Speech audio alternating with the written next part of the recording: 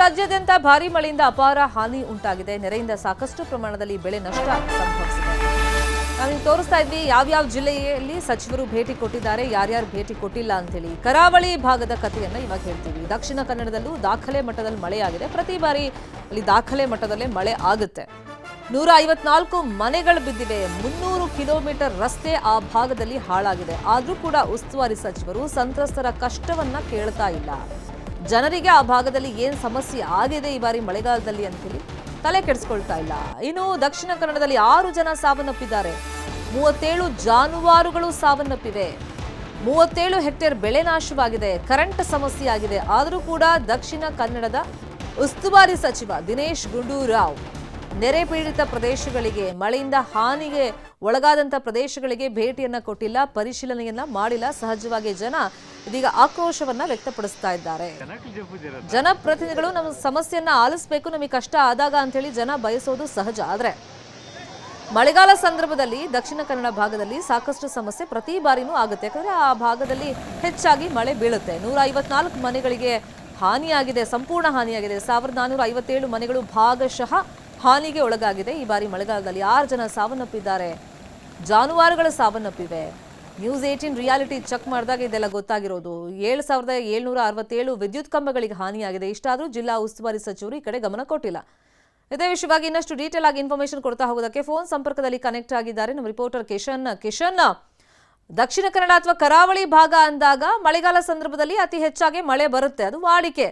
ಆದರೆ ಪ್ರತಿ ಬಾರಿ ಈ ತರ ಸಂಕಷ್ಟಕ್ಕೆ ಒಳಗಾದಾಗ ಜಿಲ್ಲಾ ಉಸ್ತುವಾರಿ ಸಚಿವರು ಸ್ಪಂದಿಸಬೇಕು ಅಂತ ಜನ ಬಯಸ್ತಾರೆ. ದಿನೇಶ್ ಗುಂಡೂರಾವ್ ಅವರು ಯಾಕೆ ಈ ಕಡೆ ಗಮನ ಹರಿಸಿಲ್ಲ? ಅಟ್ಲೀಸ್ಟ್ ಅಧಿಕಾರಿಗಳಾದ್ರೂ ಎಚ್ಚೆತ್ತುಕೊಂಡಿದಾರಾ, ಸರ್ವೆ ಮಾಡಿಸ್ತಾ ಇದ್ದಾರಾ?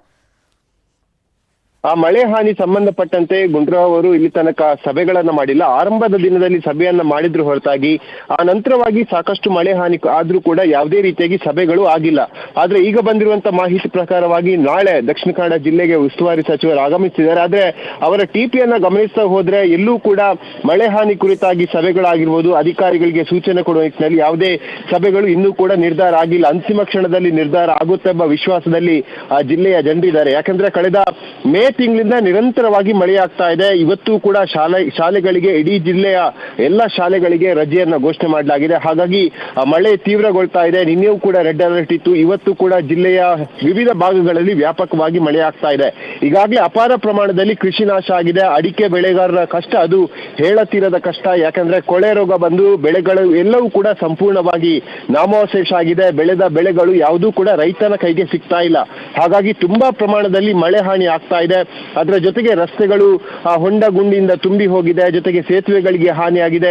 ಸುಮಾರು 100ಕ್ಕೂ ಹೆಚ್ಚು ಮನೆಗಳಿಗೆ ಸಂಪೂರ್ಣವಾಗಿ ಹಾನಿಯಾಗಿದೆ. ಇಂತಹ ಹಲವು ನಷ್ಟಗಳ ಪಟ್ಟಿಯೇ ಜಿಲ್ಲಾಡಳಿತದ ಕೈಯಲ್ಲಿದ್ರೂ ಕೂಡ ಸರ್ಕಾರ ಸಂತ್ರಸ್ತರಿಗೆ ಅಥವಾ ನಿಜವಾದ ಯಾರಿಗೆ ಅದರ ಉಪಯೋಗ ಆಗಬೇಕು ಅಥವಾ ಹಣ ಯಾರಿಗೆ ಹೋಗಬೇಕು ಅದು ಕರೆಕ್ಟ್ ಆಗಿ ಸಂದಾಯ ಆಗ್ತಾ ಇಲ್ಲ ಅನ್ನೋದು ಜನರ ಆರೋಪ.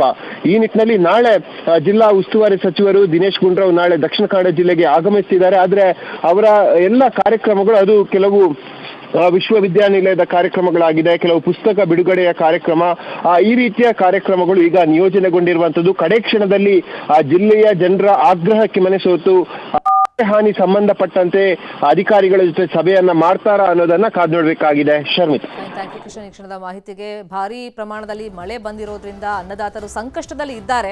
ಸೊ ಯಾವ್ಯಾವ ಜಿಲ್ಲೆಗಳಿಗೆ ಉಸ್ತುವಾರಿ ಸಚಿವರು ಭೇಟಿ ಕೊಟ್ಟು ಪರಿಶೀಲನೆ ಮಾಡಿದ್ದಾರೆ, ಮಾಡಿಲ್ಲ ಅನ್ನೋ ಕುರಿತಂತೆ ನ್ಯೂಸ್ 18 ನಿರಂತರವಾಗಿ ರಿಯಾಲಿಟಿ ಚೆಕ್ ಮಾಡ್ತಿರುತ್ತೆ. ನೆನ್ನೆನೂ ಈ ಬಗ್ಗೆ ಸುದ್ದಿ ಪ್ರಸಾರ ಮಾಡಿದ್ವಿ, ಇವತ್ತು ಫಾಲೋ ಅಪ್ ಅನ್ನ ಮಾಡಿದ್ವಿ. ನೆಕ್ಸ್ಟ್ ಜಿಲ್ಲಾ ಉಸ್ತುವಾರಿ ಸಚಿವರು ಹೋಗದೇ ಇದ್ರೆ ನಿರಂತರವಾಗಿ ಈ ಬಗ್ಗೆ ಸುದ್ದಿಯನ್ನ ಪ್ರಸಾರ ಮಾಡಿ ಅವರಿಗೆ ಎಚ್ಚರಿಕೆ ಕೊಡುವಂತ ಪ್ರಯತ್ನವನ್ನ ನ್ಯೂಸ್ 18 ನಲ್ಲಿ ನಾವು ಮಾಡ್ತೀವಿ.